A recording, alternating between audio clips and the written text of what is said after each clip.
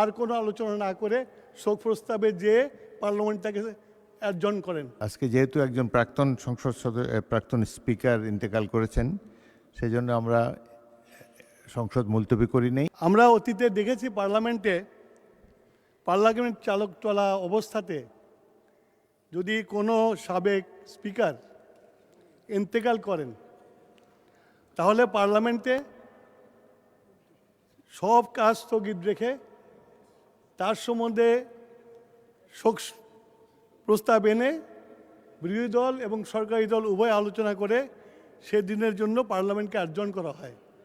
এটা জাস্ট ওই স্পিকারকে সম্মান জানানোর জন্য। যেহেতু পার্লামেন্ট চলছে এবং উনি ইন্তেকাল করেছেন এবং উনি দীর্ঘকাল এই পার্লামেন্টের স্পিকার ছিলেন, তাই আমি আপনার কাছে আবেদন করব আর কোনো আলোচনা না করে শোক প্রস্তাবে যে পার্লামেন্টটাকে অ্যাডজর্ন করেন। ধন্যবাদ আমার স্পিকার।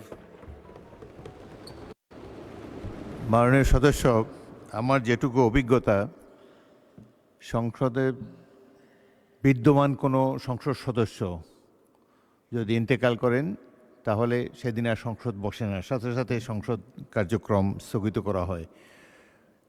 কর্মরত কোনো স্পিকার আজ পর্যন্ত মারা গিয়েছে বলে আমার জানা নাই। সুতরাং এই প্রশ্নের এই সমস্যার সম্মুখীন বা এই বিষয়ে আগে কখনো হয়নি। যদি এই সংসদে খোদা না খাস্তা কোনো সদস্য, এমনকি স্পিকার মারা যায়, তাহলে সাথে সাথে এই সংসদ মুলতবি হয়ে যায়।